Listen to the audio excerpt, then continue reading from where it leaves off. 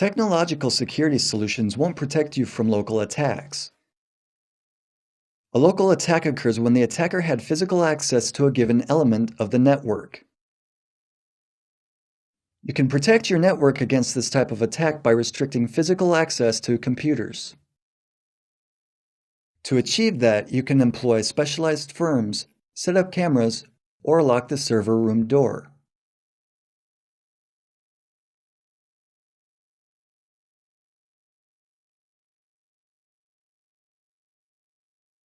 We will now do an exercise that will show how serious a local attack can be. The exercise is as follows.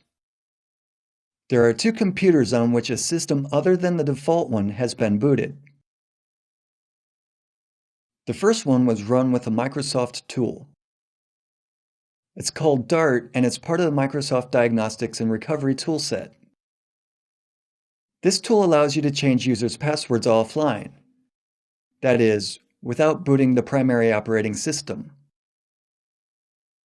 In the case of the other computer, one of the functionalities of the offline NT password and registry editor was used. It's a widely available free program which allows you to delete a local user's password.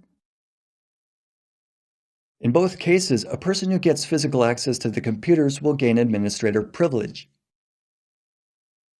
It takes as much time as turning on the computer, turning it off, and turning it on again. Let's try that for ourselves. We'll start with an attack on Windows 7. A word of explanation. We've put the CD into the drive. The computer is booting from CD and not from the hard drive. Right now, the DART is being loaded and it will start up in a minute.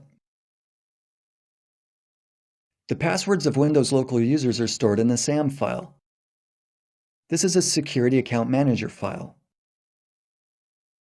Both the password and the file are encrypted. It's called multiple encryption. Despite such protection, using DART you can modify the file, and using NT password and registry editor, you can delete it. Encryption doesn't protect against the modification or deletion of information. It only protects its confidentiality. DART tools can only be obtained by Microsoft Partner Program members. The software isn't publicly available, but it's often needed. It comes in handy when a user forgets her password or when a system is attacked by a virus that can't be deleted. In the first case, you can change the password of a local user who doesn't have a domain name in a given company. In the second case, you can start the computer with DART and then start an antivirus scan or anti-rootkit tool in this environment. This is much more effective than starting the already infected system once again. We want initialized network connectivity. We would like to remap the drivers.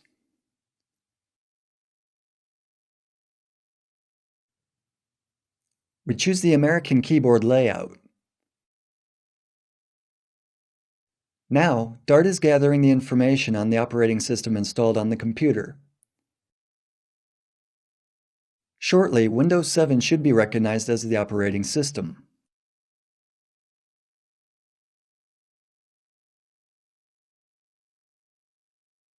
As you can see, it looks like a standard recovery tool window that you would use to create a startup disk in every version of Windows. We will choose an additional option, Microsoft Diagnostics and Recovery Toolset. You can see a graphic interface presenting a set of tools. One of the tools, called Locksmith, allows you to reset a local account. We start Locksmith. We choose the account whose password we'd like to change, for example, the administrator account. Microsoft Diagnostics and Recovery Tools wouldn't allow us to not set a new password. Now, we'll choose a password that you normally wouldn't use because it's too easy to guess. The new password is pass. Then you click Next and the whole procedure is over. You can change every user's password in this way. Next, you shut down the program, remove the CD, and start the computer again.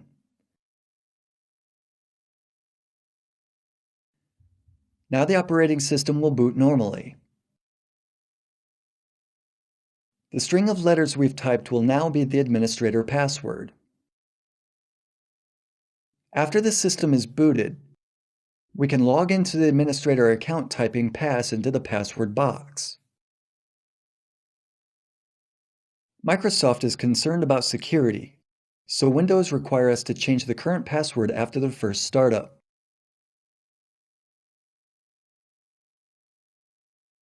When the password is changed, we'll be able to log in having full administrator privilege.